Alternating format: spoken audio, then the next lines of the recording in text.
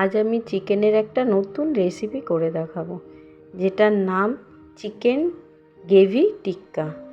প্রথমে আমি একটা মিক্সিং বলে 3টে পেঁয়াজের টুকরো করে নিয়েছি, আর 3 চামচের মতন টক দই দিয়েছি, আর অল্প পরিমাণে রসুন আর পরিমাণ মতন ঝাল দিয়ে আমি অর্ধেক পেস্ট করে নিয়েছি। তারপর 2 চামচ ছাতু দিয়ে আমি আরেকবার পেস্ট করে নিয়েছি। তার মধ্যে এখন আমি যে চিকেনের মধ্যে মেশালাম চালমগজ, কাজু বাদাম বাটা, আমি আগে থেকে বেটে রেখেছিলাম, সেটা আমি 2 চামচ দিয়ে দিলাম। দিয়ে এর মধ্যে 1/2 চামচ আদা বাটা দিলাম। দিয়ে আমার পেঁয়াজ, কাঁচা লঙ্কা, রসুন, ছাতু যে পেস্ট করা ছিল সেটাকেও আমি মিশিয়ে দিলাম।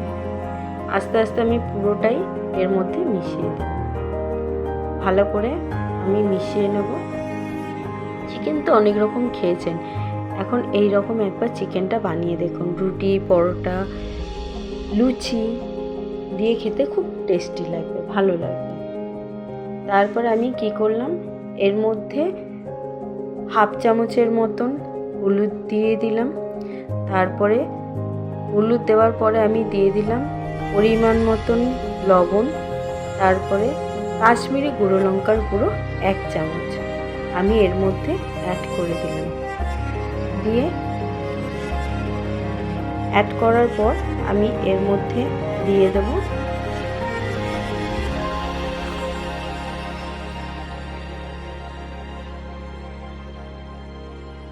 হাফ চামচের মতন গরম মশলা আমি এর মধ্যে দিয়ে দিলাম। দেওয়ার পর গোলাপ জল দিয়ে দিলাম 1 চামচ, 1 চামচ গোলাপ জল মেশালাম। কেওড়ার জল মেশালাম 1 চামচ, কেওড়া ওয়াটার 1 চামচ মেশালাম। এর মধ্যে মিঠা আতর 2 ফোঁটা দিয়ে দিতে হবে। দিয়ে আমি ভালো করে এটাকে মিশিয়ে নেব। পরিমাণ মতন লবণটা দিয়ে দেবেন, স্বাদ অনুসারে লবণ।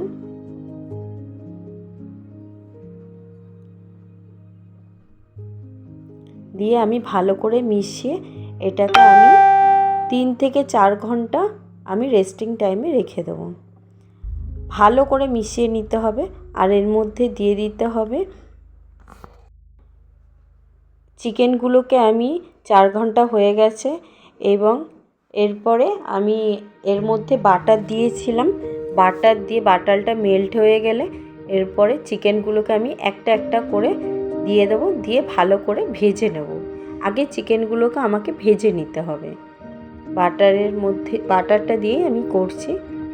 চিকেনগুলোকে উল্টে পাল্টে ভেজে নিলাম।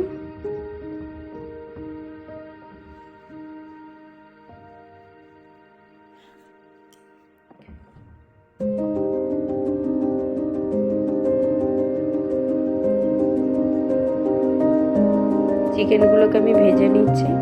ঠিক এরকমভাবে ভেজে নেওয়ার পর যে মশলাটা ছিল সেটা আমি এইটার মধ্যে দিয়ে দিলাম, চিকেনগুলোর মধ্যে দিয়ে গ্যাসটার ফ্লেমটাকে আস্তে করে আমি ঢাকা দিয়ে দিয়ে এটাকে রান্না করব। আর অল্প পরিমাণে এর মধ্যে গরম জল মেশাতে হবে। গরম জল মিশিয়ে আবার এটাকে ঢাকা দিয়ে দিয়ে রান্না করতে হবে। রান্না আমার হয়ে গেছে, বেশি টাইমও লাগে না, খুব অল্প সময়ের মধ্যে। এর মধ্যে অল্প পরিমাণে গরম মশলা দিয়ে আমার তৈরি হয়ে গেল চিকেন